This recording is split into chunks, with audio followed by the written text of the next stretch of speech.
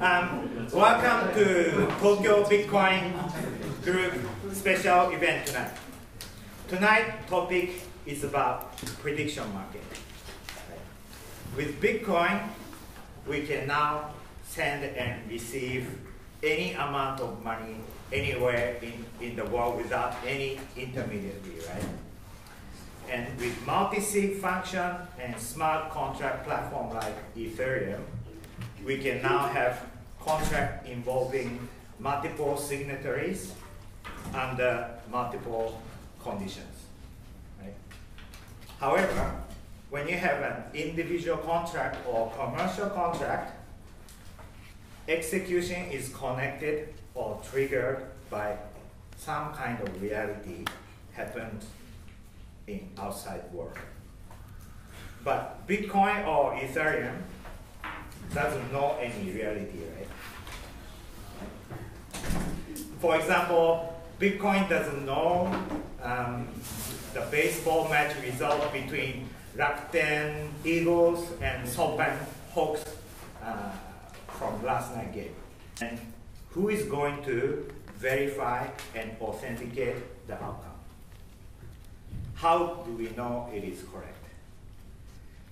Prediction market tried to solve this problem, and implication is really, really big because it can be used in most regulated areas in our society, such as banking, finance, gambling, healthcare, and insurance. Well, is right.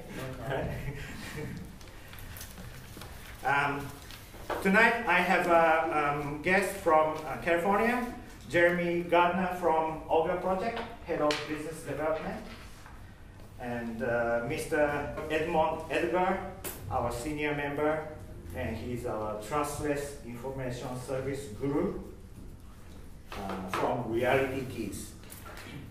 And Moderator is one of our senior member, Walraven. Close enough. She's a long-term Bitcoin, altcoin trader, speculator, and graphic designer, and she's one of the geekiest geek in our group. Now I hand over to Aya. Thank you. Okay. Thanks again for always organizing this event. I guess I'm going to split up some questions into various topics, but for those of you who might not know exactly what prediction markets are, we heard a little bit from Ken, but maybe in your words, could you describe your platform and what prediction markets are and how they interact? Sure. Augur, for the majority of its users, will be like any prediction market. So it's a platform where you go, and it's almost like a stock market where you can buy and sell shares. Instead of buying and selling shares in what you believe will be the future value of a company, you're buying and selling shares in any event with a determinable outcome. So it can be a sporting event, it can be a political election, it could be, the price of a stock. But what you do in a prediction market, instead of having the price be any price, the price can be anywhere between 1 cent and 99 cents, depending on how many people are buying each side of the event. So let's say the Red Sox will win the World Series. So more people are going to be buying shares, more people may be buying no shares. Depending on that, the price fluctuates. So let's say more people believe the Red Sox will win the World Series, a share for yes costs 60 cents. Now, sounds just like betting or gambling, but the beauty of a prediction market is that when there's volume in the market and it's liquid, and there are a lot of people participating frequently, what you get is not just a price for that event, but also the likelihood with which it will occur. So that 60 cents can be interpreted as a 60% probability of the event occurring. So that's why our motto is the future of forecasting, because our hope is that when people are buying all these different events and betting, what we're going to get is actually very good probabilities of whether an event will occur or not. And this has been proven in multiple academic and economic studies. The Iowa electronic market, which has existed since 1988 and has allowed people to bet on political events, has, within a margin of error of 1%, the past 6 elections, presidential elections, predicted that outcome of the Electoral College, which no pundit, forecasting tool, or researcher has ever come close to. So this is a technology that's known to work, hasn't been able to flourish, as was said, due to many regulations, but we're creating an open source platform that's decentralized like Bitcoin, that anybody can use, that hopefully will allow this really powerful and socially beneficial technology to flourish. Edmund, do you want to, from what I understand, maybe Augur is like a complete solution for prediction markets, whereas Reality Keys just sort of focuses on the data feeds itself? That's right. So, the problem that we're trying to solve is when I started looking at the potential for decentralized prediction markets a few years ago, and we talk about the prediction for events, but like we said, there are all kinds of activities that aren't anything like sort of betting, but that are to do with things happening in the future. So, insurance is the classic one. And, also, a bunch of other use cases that we might come to later.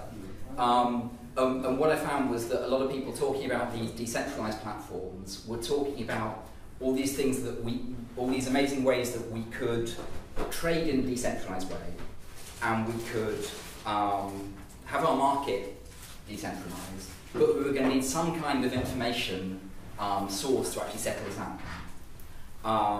And this is usually referred to as an oracle in the community.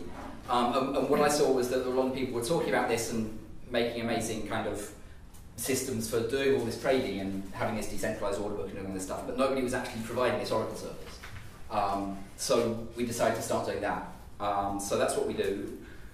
We allow you to put in a proposition on our website about all kinds of different things. We give you, in its current form, this is usable with Bitcoin and also usable even with systems that we don't know about. What it does in its current form is it gives you 2 public keys. So you put in a proposition, we give you one public key that represents, yes, this thing happened. So yes, it rained in Tokyo. And one public key that represents, no, it didn't happen. Then we wait until the event happens, and we release the private key for whichever of those things did happen, and we throw away the other one. So if it happened, we will release this private key and not release the other one. And that allows you to make all kinds of transactions in Bitcoin, but also in any other system. We don't even have to know about the system. You can make these transactions such that, for example, if you want to make a transaction with him, her key plus the yes key will unlock the money, or his key plus the no key will unlock the money. And then they can wait till the event happens, and then the right person gets paid. So what this allows us to do is it gives us this completely hands-off role about how these things are used. We don't have to know anything about these contracts. We're not a party to this contract. We don't even have to know that the contract exists. You can do it with Bitcoin, you can do it with any other system that can handle the Bitcoin keys, and you can still get the right result.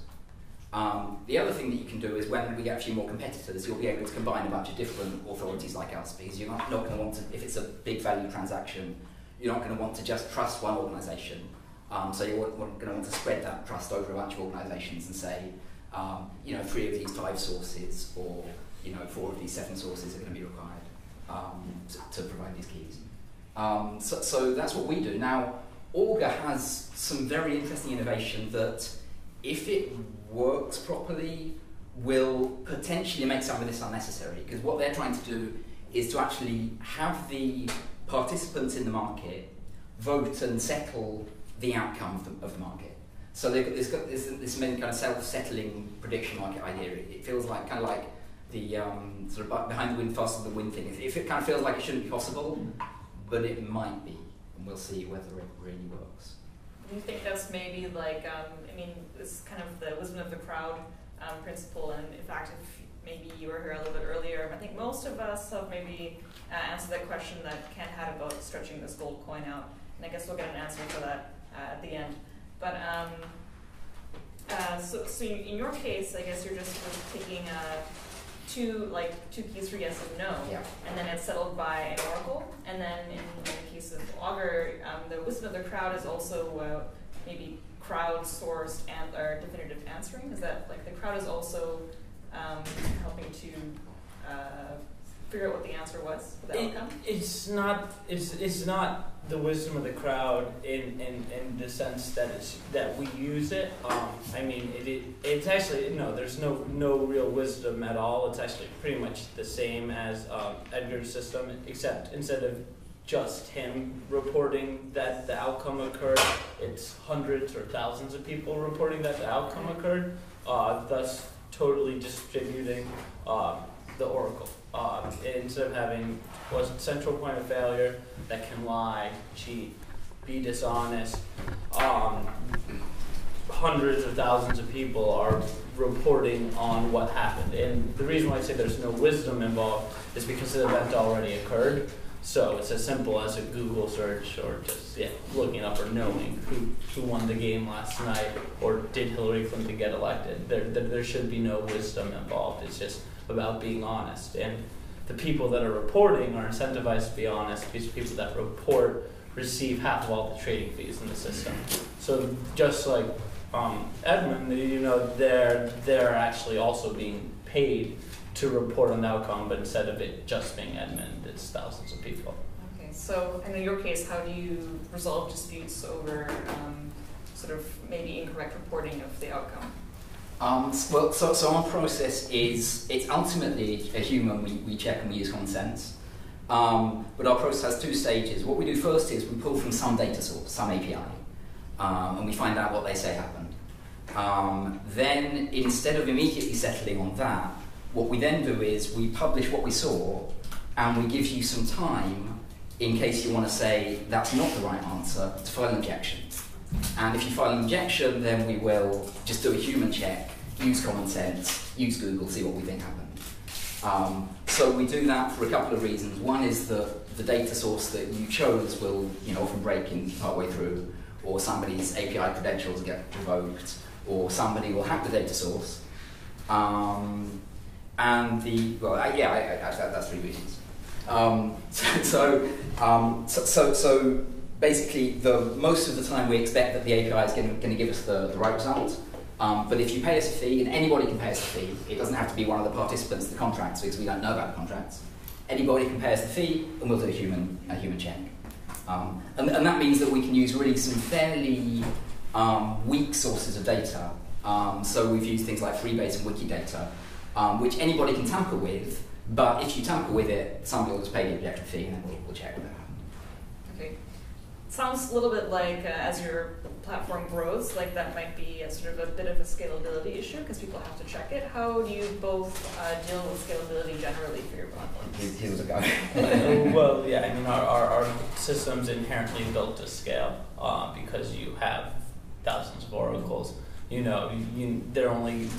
not answering every single market in the you report every 8 weeks, so they're not reporting on every single market that closed over those 8 weeks. So you have a randomized selection of the markets that are distributed among all the reporters.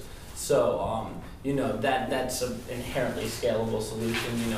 If people feel like they're spending too much time reporting, which would actually be a good thing because that means they're probably making more money from reporting and receiving those trading fees.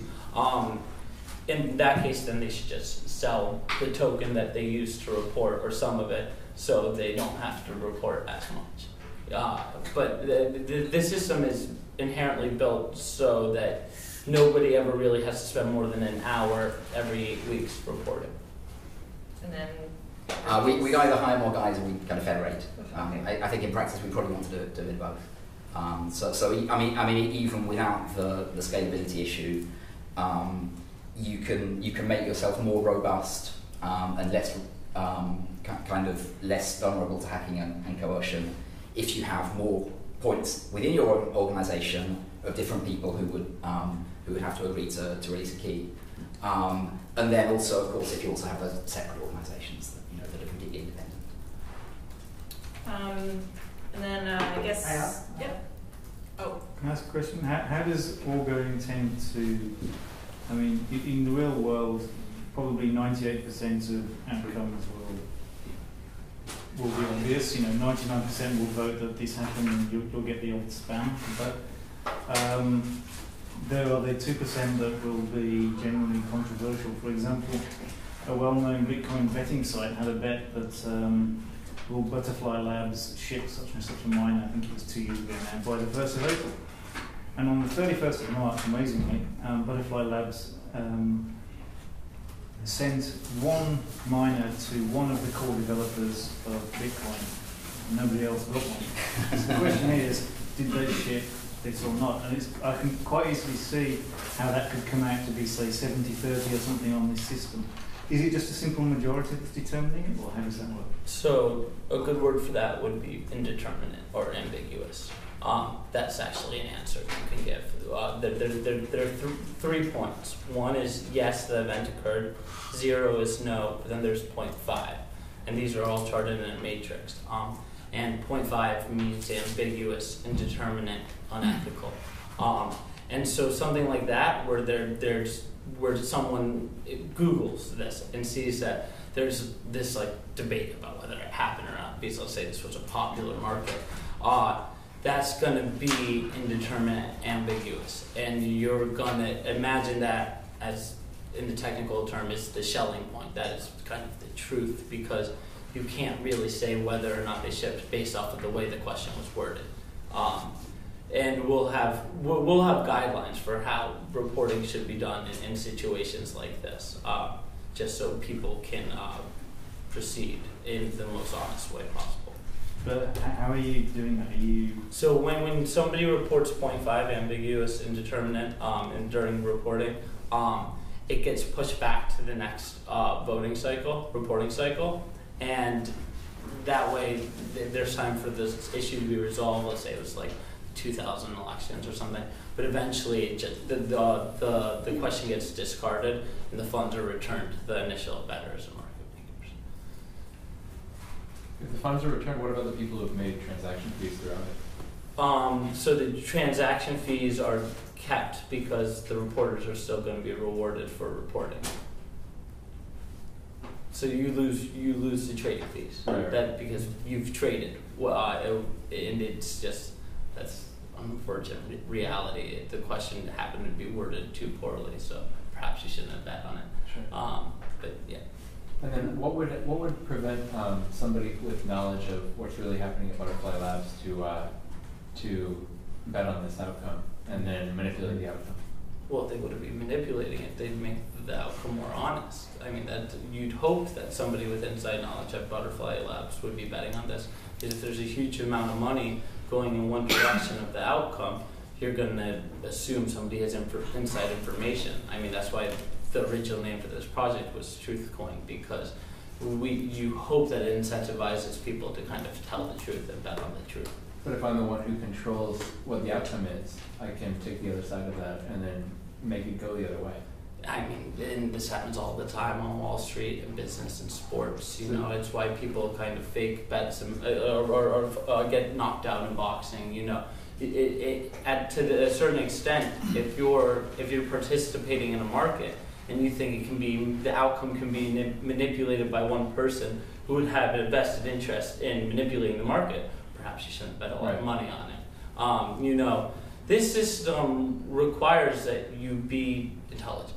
You're going to lose money very quickly if you're not. Right. So you need to consider those factors. I mean, it's the same thing with Bitcoin. Don't type in the wrong address, send it to the wrong place, and then expect to get a refund. That's the nature of a decentralized system. There are inherent risks involved. So then I guess my last question is, do you see a lot of people trying to create a new form of Bitcoin related, or I mean, it's reputation on this one, but just scam on there, where there's a huge influx of not really savory bets being, or betting schemes being created, just to get people to look at those and then bet on those where they can. I don't imagine that people who are going to bet on markets that can be easily manipulated are going to last very long in our system, whether or not unsavory markets are made, because those people probably aren't intelligent enough to begin with to make money in our system. I mean, that sounds pretty nasty, but it's true that you need to be very mindful of what you're betting on. Mm-hmm. Just like in any circumstance in life, when you're making a bet, you need to weigh the outcomes, weigh the potential impacts. I mean, this is all kind of part of the system. But the hope would be, and I believe that something like inside trading to an extent is good, because unlike on Wall Street and our traditional financial system, or in sports where insider trading or insider information is in the shadows, here it's on the blockchain. It's utterly transparent. Everybody can see every transaction that occurs. Thus, the transparency of that system should be something that we invite insider trading to take place on, because it's much better than the shadowy halls they take place in now.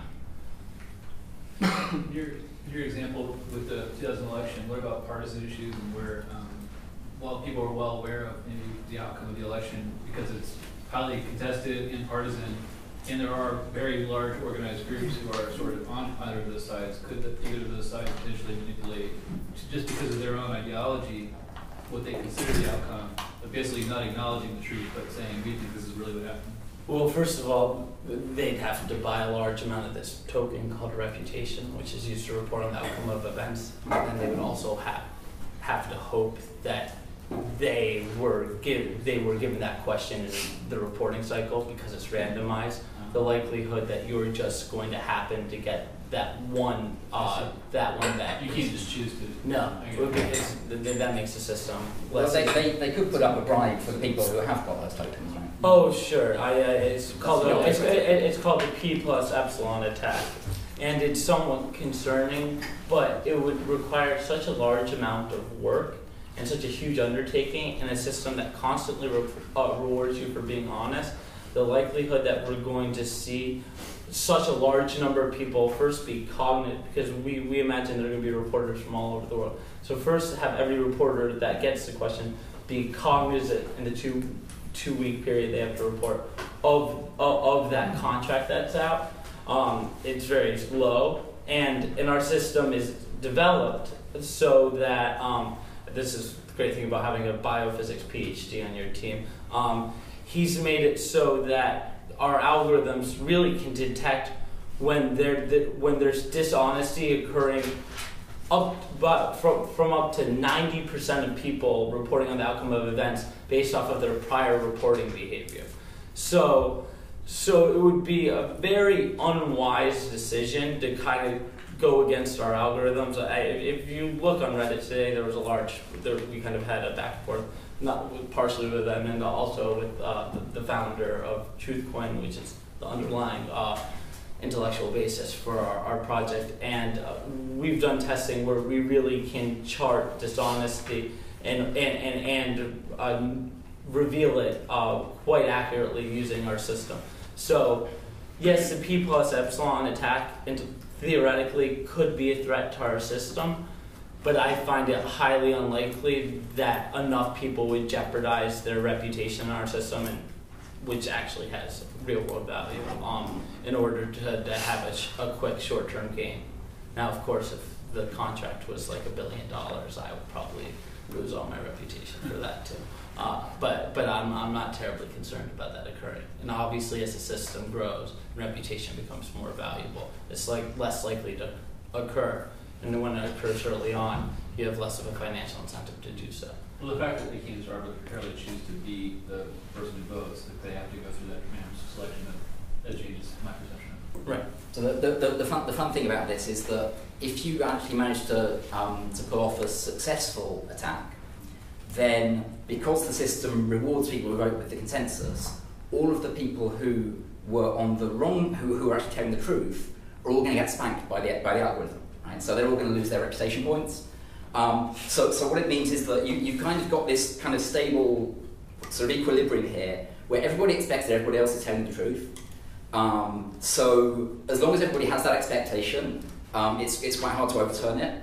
But if you actually can manage to tip that thing over, then you get a new equilibrium the other side, and if everybody expects that everybody else is going to take a bribe, then you can, at that point,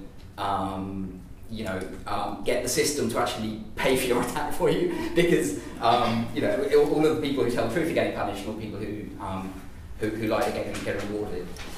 So what they were saying about this is that they've done some very clever game theory on this, where you apparently need a huge amount of money to be allegedly to be able to threaten this credibly. I don't understand. I don't know if you can explain that. I can't. I mean, it was just in order to be able to incentivize enough people to jeopardize something that they probably spent months, probably years before this system so liquid and so full of volume that you would even consider having a contract like this. So it would have to be such a huge sum of money to incentivize people to kind of betray everything that they've taken part in for months or years, just to have a quick short-term gain. It's hard to imagine. I don't find it a very credible threat. It exists, just like manipulation exists in any voting system. But it's not something that concerns me so much. Obviously, when Vitalik first introduced it in a blog post, I freaked out for about 3 hours, as I do every time some sort of threat charge system is introduced. But then we kind of worked our way through it intellectually. And I thought you'd have thought the basic outline before. With the P plus epsilon, yeah. I had never heard the term, and doing it. The only way that it could really be done is through a smart contract, and it really hadn't been laid out in a way that seriously concerned me. But it still doesn't.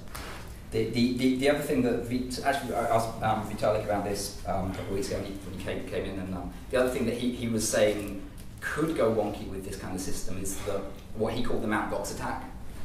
So what's happening is that everybody is getting their information from some data source, and everybody is being rewarded for voting with the consensus. So if that data source that everybody is looking at starts to go a little bit skewed, little by little, then everybody's then rewarded for going with the skewed data source, and it's not obvious how the system then gets back onto the correct path. Well, and again, it's actually and it actually kind of spanks them if they try to get to tell the truth and dings their reputation. It also has a system that's supposed to prevent you from coordinating, but that also, if you prevent people from coordinating, you prevent them from coordinating to fix the problem. So that was the thing that Vitalik suggested. I don't know how much of that is actually like to happen in practice. This is a random selection of who gets to vote. What if the question is something that's not provable? Like, what if they ask if there's a God? Well, that's ambiguous. That's the 0.5. Notice that it's ambiguous. But you do. The crowd might say no. Or yes. Well, some people are going to say yes. No, because people in our system are not incentivized to say what they think. It's what they think the crowd will thinks. Maybe they think it's going to say no. Maybe we'll find out. I'm sure there will be a God market. Can they abstain from voting? Can they be like the agnostic? No, they should always put 0.5 if it's ambiguous or indeterminate or unethical. There's no I would vote there's no God. I don't see it as ambiguous at all. I genuinely don't. I'm not even mad. Right, but prove that to me. You can't. There's no. It's not a determinable outcome. So what our system requires is questions with determinable outcomes. That is not one. So and I don't believe that's going to be a market. Well, it is determined. If the ontological God one's right, then God definitely exists, and anyway. Somebody asked me to settle whether George W. Bush was leader of the KKK, and I couldn't get definitive evidence on that. But we took the view that we also didn't have enough evidence that he was to settle that as a sounds yes. Like another 0.5. What about But 9/11? so we would say later. What? Right? 9/11 or something like that. I mean, the God thing was obviously very contentious. So- what about something more? Some people really feel there is evidence, people don't. So if somebody were to write a question that, let's say,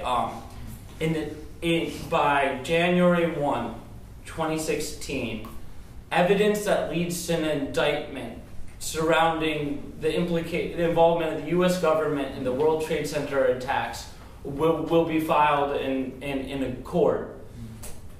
That's provable. That's provable. Comes down to a very It's all about wording. And so we're gonna. This is something I'm beginning to write, and it's going to take me a long time, I know. But it's going to be a wording guide, just how to write questions that can be determined. So you might pick ambiguous simply because of the wording of the question was not. Exactly. But because it costs money to create a market, I think people are going to be careful. But you can never think too highly of people. There are going to be some poorly worded and bad questions. I mean, professional bookmakers quite often end up with things that are either difficult, that can't be unambiguously determined one way or another. You know, that happens all the time. And keep in mind, I mean, I'm sure there are going to be forums and stuff where people talk about questions in this market. I mean, if this is successful, I imagine the Wall Street Journal having a section where they have stocks having top augur markets. You know, this isn't going to be. It's a binary outcome for augur. Either it's going to be hugely successful or it's not. And so things like this are going to be debated. It's going to be discussed. There's going to be a public forum for this. And hopefully, the whole idea behind this software is that it will help us arrive at a greater sense of truth in society. I mean, that's my hope. Or maybe a better sense of how to frame questions so that you understand what really. Right. Well, because if you look at the punditry on television and on the news, we often see things that are just horribly worded, like polls and such. I mean, that's the horrible thing about polls, and that's why polling data is so inaccurate all the time. It's because polls are often given by partisan institutes that don't actually frame questions in a way that derive the truth.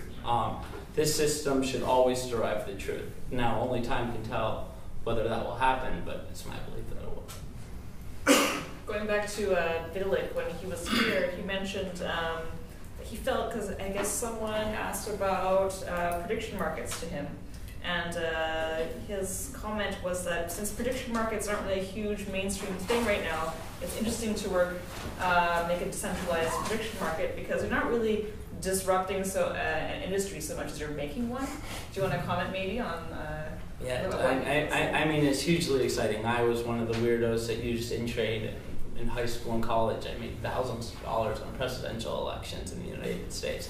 That's why I got so excited when I joined this team. I was like, oh my god. But there hasn't really been anything since InTrade. I mean, Betfair kind of is a prediction market platform, but not just online prediction market. Yeah, it's in the UK. Huge website, hugely popular.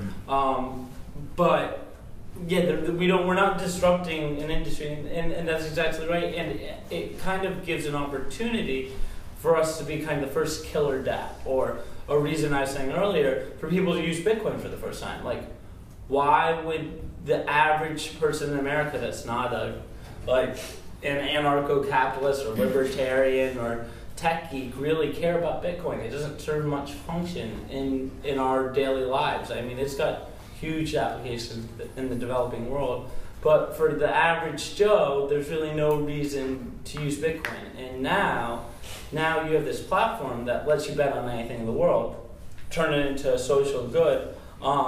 That's hugely incentivizing for people to go to Circle, go to Coinbase, and I can tell you Coinbase and Circle are both very excited for this software because it gives people an incentive to go and buy their first coins and participate in these systems, because instead of having to go to your local bookie or go and register with Morgan Stanley or something, you can really just buy some Bitcoin, send it to our website, start both betting on markets but also creating them as well. And you mentioned about what this brings to the Bitcoin market. I guess yours also plays with Ethereum. At what point does the Bitcoin part end and the Ethereum part begin? It depends on our buddies at Blockstream, but if side chains are successful, you can more or less just use Bitcoin in our system or a sort of derivative of that. If not, you're going to have a decentralized exchange in our system. But we're coin agnostic. The default setting in our system will actually be for a stable currency, probably denominated in yen or yuan or USD, depending where the user is. And we either use a contract for difference or a stable token that allows people to not incur the volatility of Bitcoin while using our system, because, as you might imagine, there's a compounded risk if you have the volatility of Bitcoin affecting the payouts at the end of a bet for like a year-long bet. You can be sure as shit the price of Bitcoin is not going to be the same a year from now. So I'm not going to want to use Bitcoin to bet on the outcome of the 2016 presidential election. So we're coin agnostic. Right now, Ether doesn't appear to be any sort of disruptor of Bitcoin. I think they're very synergistic technologies, and we just want to create a very intuitive platform that anyone can use. And the coins being used inside the system really shouldn't be a secondary. They should be an afterthought. It shouldn't be something that you're thinking about while using our software, unless you choose to use bet in Bitcoin, which it will be an opportunity because you think the price of Bitcoin is going to go up in the time that the bet will take place. Therefore, you're willing to take on that compounded risk.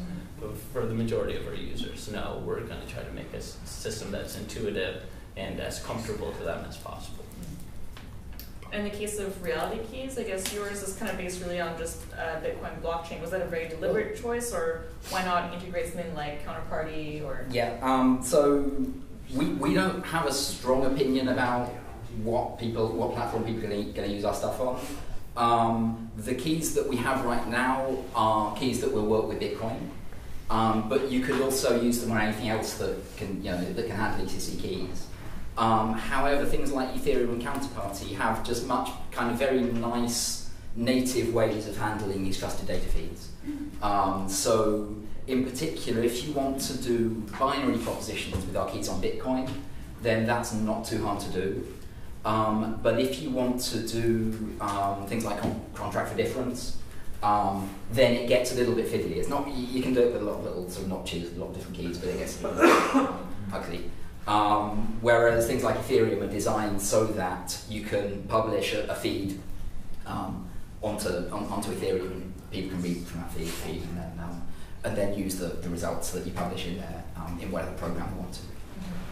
So I think we'll be doing that fairly soon. At least I don't know if we'll do Counterparty, but I'm pretty sure we'll do Ethereum pretty soon. Okay. So I guess your platform is really meant for other things to be built on top of it, in a sense. What kind of things do you think will be built with reality keys? And same with Augur. I guess you mentioned earlier a little bit that there's another party is making something built on Augur. So sort of what's building on top of your platforms?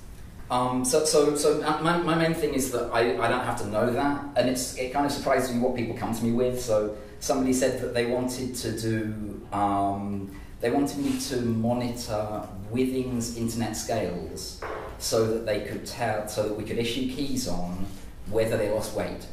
The idea being that if you lose 5 kilos, your money is going to come back to yourself. And if you fail to meet your target, then your money's going to get given away. We did something similar with Runkeeper, and we've got a couple of different people building stuff on that. We put a little demo ourselves. So that's kind of for the same thing. So it's where you can make a smart contract with yourself or a smart contract with your friend. You can challenge somebody to run this farm, or you can kind of challenge yourself and put your own kind of forfeit if you don't make that. So that really wasn't something that had occurred to me. Who knows what else people are going to do?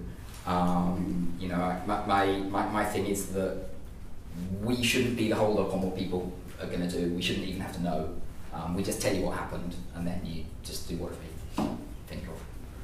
Yeah, I'm in the same boat. I mean, I think now on just about a weekly, maybe even more frequently than that basis, I have companies, individuals telling me about businesses, about markets they want to create that are so bizarre and outlandish that I just... Any examples? Or? Yeah, sure. So I'll give a few examples. I mean, so I'll give not some of the so outlandish ones, because some of those don't really make sense to me even now after thinking about them. But well, I'll give you one, and I still don't know how this works, but it's a very smart fellow, so I don't know how it would work, but he said you could take entire U.S. credit system, the way that people like build credit and such, you could put it on top of our platform now. I'll leave it to you, to your own devices, to figure out how that would work. But then there's other ones like decentralized crop insurance, which is awesome. I can now become an insurance provider to farmers in Argentina or Chile that don't have access to farmers insurance like in the US, so I can create a market for bad weather in Chile or Argentina, and the farmers can now hedge against a potential bad crop cycle due to the weather, and not a significant amount, but enough to make up for some of their losses due to their poor crop performance. Or another one is venture capitalists can use this to have people bet on whether a company they're interested in investing in will be successful. Or what else really excites me? I mean, you can use it for fashion trends internally. We've one of our kind of auxiliary developers that he's a real augur junkie, but he doesn't actually work for us. He came up with a way that you can actually now create markets within our system that are private. So you could create a private market within our system, let's say at a fashion company, where all the employees can use the wisdom of crowds and bet on what clothing line is going to be the most successful that year. And you can see all sorts of ways that this sort of stuff would be implemented. Okay. So I guess going back to maybe some of the more politically related questions that end up being asked on the prediction market, there are obviously some benefits and disadvantages to the decentralized prediction market system. I mean, you either have to trust a centralized solution, or you have to trust that everyone is, playing fair. That said, are there any sort of particular government regulations that you've run into, or sort of relating bodies who have had anything to say, particularly about your new decentralized, data feed or prediction market system? So this is another chance for me to just pile on after he talks. Well, we just do data feeds, so no, we haven't had That's regulation. So that actually could be my answer. We are performing what is a constitutionally protected activity, which is creating open source software. First Amendment, been ruled that in court multiple times. We're not profiting, we don't own this software. So at the most basic level, like we are protected as long as we don't create or operate markets. But obviously, because of what our service provides, we're looking at every possible regulation.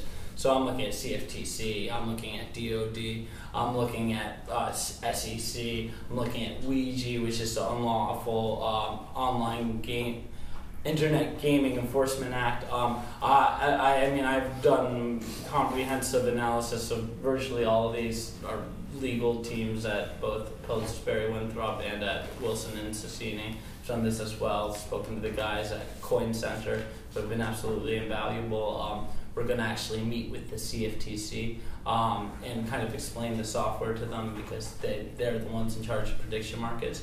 But at the end of the day, what all laws applying to our software have to do with is the operation of a prediction market. So just like BitTorrent has never been prosecuted for creating this service that allows for trillions of megabytes of child pornography, illegal files being distributed across the internet. It's the same with our system, in that, for creating the software, we're not legally culpable.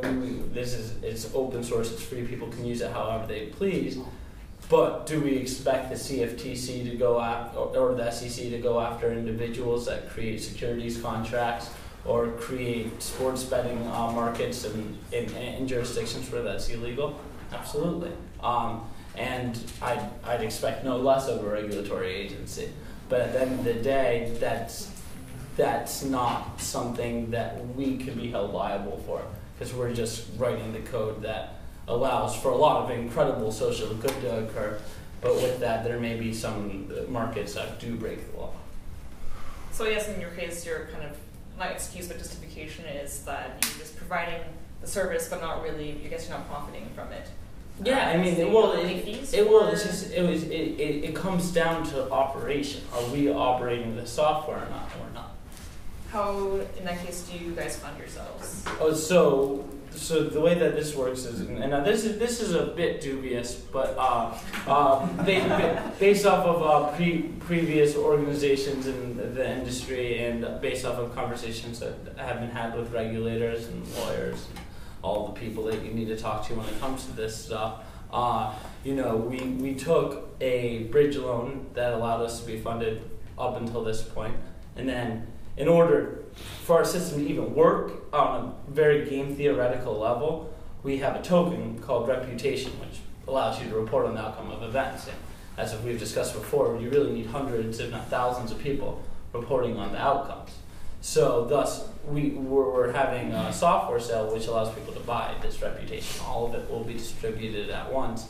But game theoretically, or social psychologically, if you think about it, you can't just give away a token like this, because then people don't place any value on it. You need a way for people to actually value this token that they hold, so they're not easily manipulated like in the P+ Epsilon attack that we were talking about. If somebody can be paid to lie in the system and they have no financial value attached to this token that they have, there's no real reason for them to not take the money being offered to them. So we have a token sale which will last 45 days, beginning in June, in which all these reputation tokens will be distributed. It's finite, so that's all there ever will be. And the money from that will go to what will be a tax-exempt UK open source software foundation. The IRS had blacklisted open source software foundations from tax exemption in the U.S. So we had to go incorporate in the UK. We wanted to incorporate in the US. It's an unfortunate kind of part of living in America. So we're going to do that. And then the money that goes from the token sale to the open source software foundation will then fund core development for hopefully years to come. And then I think many of us will go on to then create a for-profit company as well that creates commercial applications and harnesses the power of augur in a way that can make us money in an albeit legal way. Edmund? So what was that? How are you funding the development of your project at this point? We're self-funded. Self-funded. We have fees right now just for human human checks. Anything that's automated is free right now. I think ultimately we'll probably end up doing some data feeds where we have to pay for the data. We'll probably also charge for the initial feed. But we'll see how that goes. Yep. Okay. I guess last question for me, and then I'll open it up to anyone else who wants to ask anything. But do you guys see your platforms working together at any point? If they were to integrate directly or through a third party, how would that work, and what kind of product would that be?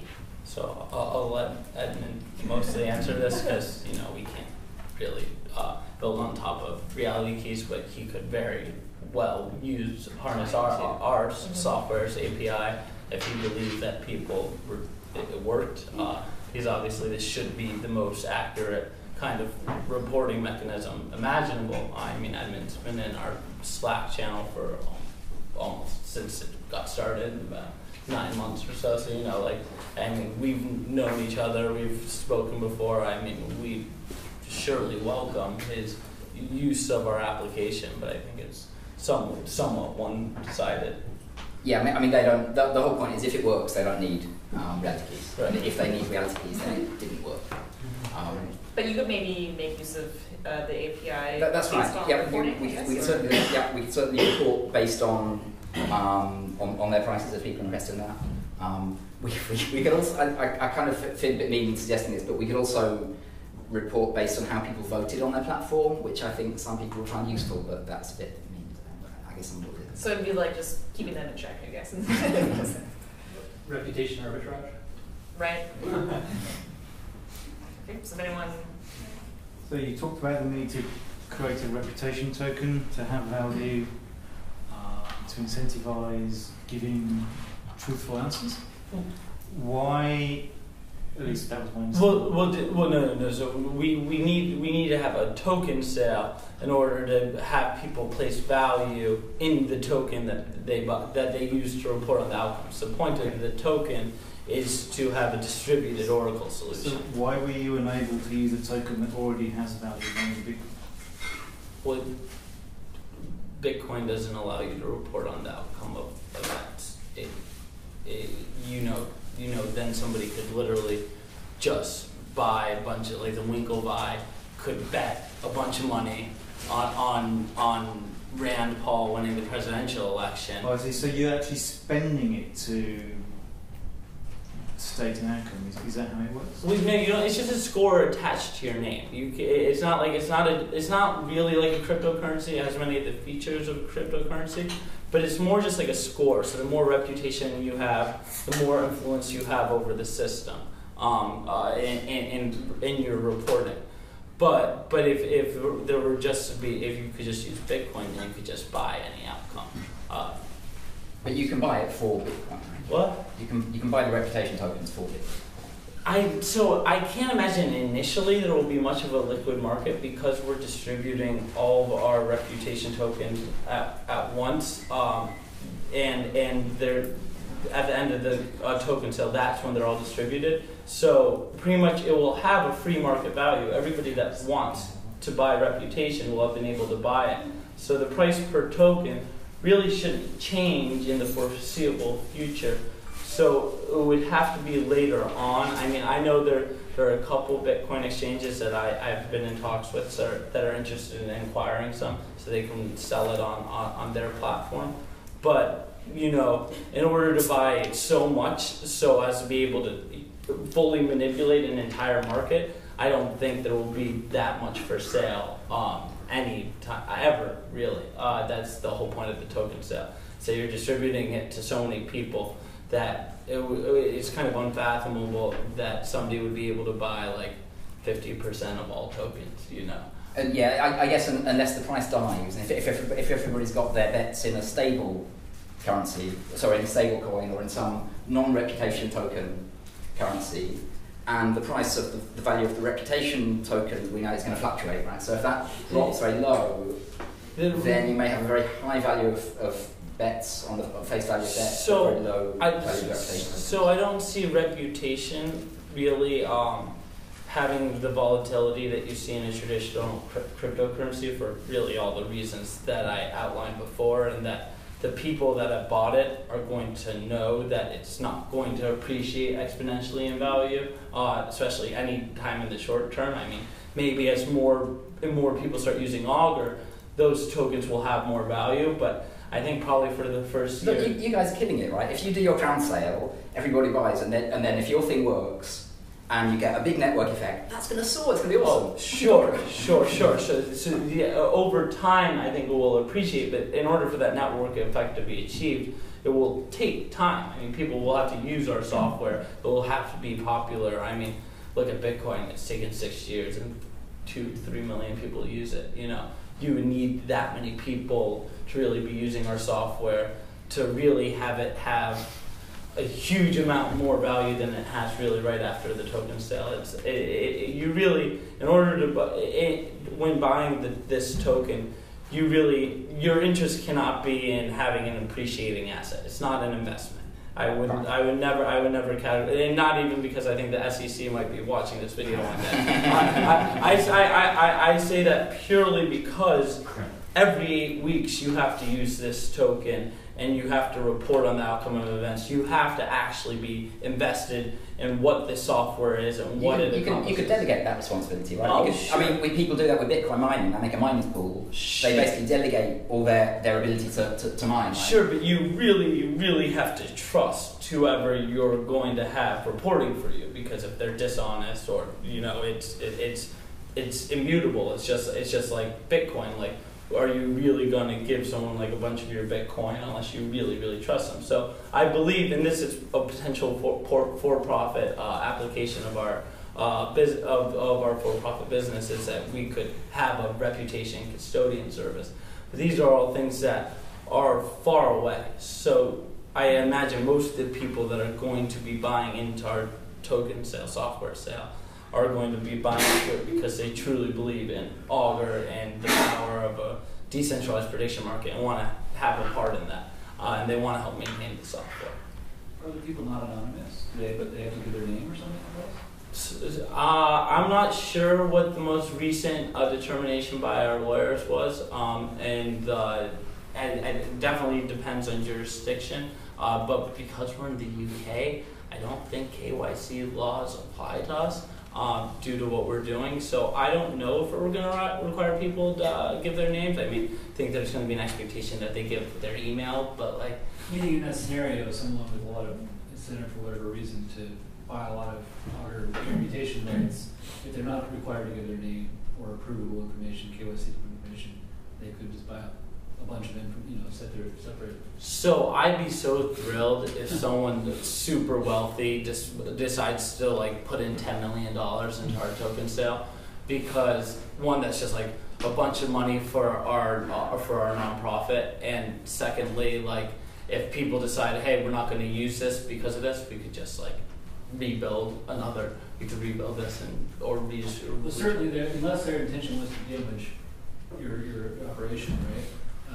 They could only benefit from it if they did so in a way that didn't damage the reputation of the reputation system. Someone would have to feel so existentially threatened by the potential of our software maybe working in the future to buy that much. Like I can't even reckon somebody in our token sale buying that much. I mean, unless we suck, and like me flying around the world for the past 3 months has been absolutely pointless. And really, we raised like $20,000, and then someone puts in like $100,000 or $200,000, and yet they own this. I'm sure some banks or governments, if they knew where Bitcoin would be today, they would have tried to buy it up. Oh, I'm sure they would have. But fortunately, everyone I talk to loves this. I've spoken to the former head of the CFTC, spoken to guys at the SEC, spoken to guys at Goldman Sachs, NASDAQ. They all just, it's overwhelming exuberance, and maybe they're just tricky people and just really waiting to hand me that subpoena. But I don't think so. I mean, this is prediction markets. If you go on Google, you can't find a negative article really written about them. You can find CFTC findings about why they're not going to allow a prediction market. But it's really kind of amazing how prediction markets in the time they've existed in their modern form have been a darling of the New York Times, of Fox, of really the Atlantic, the Economist. They all love this technology. The only people that don't really like it are the people that tend not to understand it, or whose business it is to kind of stop things, regulator, But like I said, even the former head of the CFTC, I was asking him why he was pretty much the only acting head in the past decade not to act against prediction markets. He's like, oh, I think they're great. I think they're an incredible price finding tool. He also mentioned something about being a Republican, but yeah. I think we have time for one more question, and then we give a quick announcement after that. But any other questions from the audience? Yeah, I'm Andy. I came from Fast.org, which is it's around Chinese community. I think you're going to meet our member in Shanghai, right? I'm meeting a lot of people in Shanghai, I'm sure. Yeah. Now, I have 4 questions from our community. First one We'll do them. We'll do them quick. We'll do them quick. Okay, We'll wrap. I choose one. And how is the crowd sale? Which way are you going to raise your funds? In Bitcoin or Bitcoin or dollar? So we've looked into potentially being able to accept dollars, credit cards, but it's such a nightmare with the traditional banking system that it's not worth it. So actually, I was just with the folks over at Huobi, the Chinese Bitcoin exchange, and they might have a direct buying feature. So theoretically, you can kind of buy with dollars, and that you can use your credit card to buy Bitcoin, and then it immediately is converted into buying into the reputation. But for the majority of users, I'm sorry, the exchanges in the US and Japan are not that cool, and I don't think are going to have a direct buying feature like that. So it will be Bitcoin mostly. I think we will do an integration. Eric Voorhees is a good friend of mine, so I think we'll probably do an integration with Shapeshift, so you can buy with any cryptocurrency. But unfortunately, I mean, I have to speak to the folks at Circle and Coinbase because they are both very interested in our software. I'll see stateside we can have direct buying, but I think that's only going to be a feature in China.